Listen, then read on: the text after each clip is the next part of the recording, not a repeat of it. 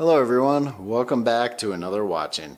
Today we're going to take a quick look at one of the AVI-8 watches that I got in that 3-watch lot a little while ago. You guys might have seen me do the box opening. They were all aviation style watches. The reason why I really bought them was I liked the looks of some of the AVI-8 watches, and really I want to send some off to my dad. He's a big airplane nerd, and hopefully he'll like some of these. I'm sure he'll like the style. So before we get into that, we'll do a quick wrist check. I'm wearing that vintage Orient Sea King that I just picked up a little while ago. I did throw it on kind of a cheap leather strap. The bracelet it came on had some discoloration. What do you guys think of that one? I'm not sure that it's going to stay on that strap, but I don't think it looks too bad. One more thing to talk about. I know some of you guys participated in the giveaway I did. If I do another giveaway, I'll definitely do it a little different. It was a little nerve-wracking. The comments were kind of coming fast and loose, and some of them were disappearing and getting blocked and a bunch of weird stuff. But there was a clear winner that happened before a lot of the other comments, and for whatever reason, even his comments started to disappear. So definitely the next giveaway won't be comment based, I'm gonna say, but the winner was a guy named Keaton. He's super excited to get his watchgang Black subscription, and I did find out that he has an older YouTube channel where he was doing Call of Duty videos. Even though he's not using it anymore, I'm trying to talk him into doing a box opening on it just so we can see it. So congratulations to Keaton, and I hope he does post a video. If he does, we will make sure to link to it so everyone can check it out. Now onto the watch. This is an AVI-8 Hawker Hurricane 4015. So this watch has a 316L stainless case. It's 42 millimeters, 12 millimeters thick. I do like the treatment on the crown. It is just a push-pull crown. It does have a chrono feature. You can see it rewind. And we do have a set of subdials. This one is a minute for the chrono. This one is a 24-hour dial. I do like the date window down there at 6. It is a little small, so if you have a harder time seeing smaller stuff, it could be a little bit of a pain. Now I do like the way the dial itself is laid out. I like the numbers and the placement and the fact that they're not cut down at all. Sometimes you see dials, and actually on the other AVI-8 we'll take a look at, you'll see that the numbers are cut off.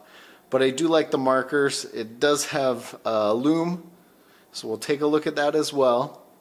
Now this one is powered by a Citizen OS 21 Quartz movement, and actually I've got the case back loose.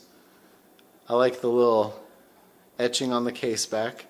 Let's take a look at this movement really quick, because honestly guys, not all quartz movements are created equal. I think everyone knows that.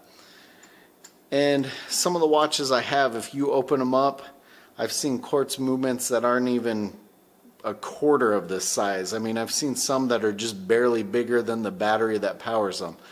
So it's not too bad of a movement compared to some of the watches in this range.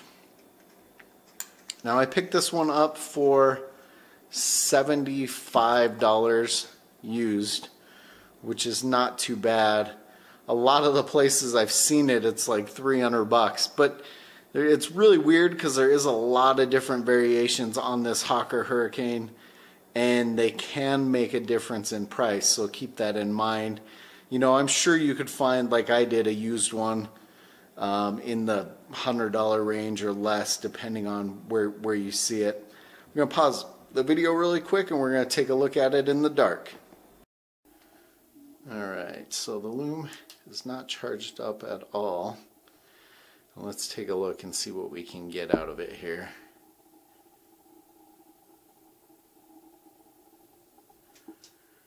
Not too bad, pretty decent Lume. Like I said, I like the numbers not being cut off at all. Back in the light, one more thing to take a look at is the actual watch box I think is pretty cool. Got cool buttons to hold it down. Let's take a look here. Something interesting in their owner's book is they do have a listing for all of their different movements. And as you can see, there is quite a few different movements that AVI-8 uses. So keep that in mind when you're looking at their different watches.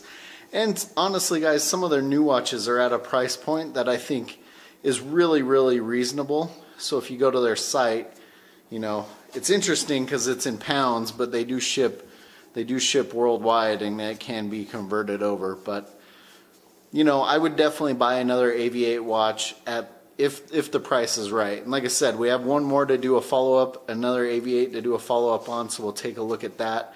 I think this one probably is going to get sent off to my dad just because I think he'll really like the look of this one. As always guys, thanks for watching. Please like and subscribe.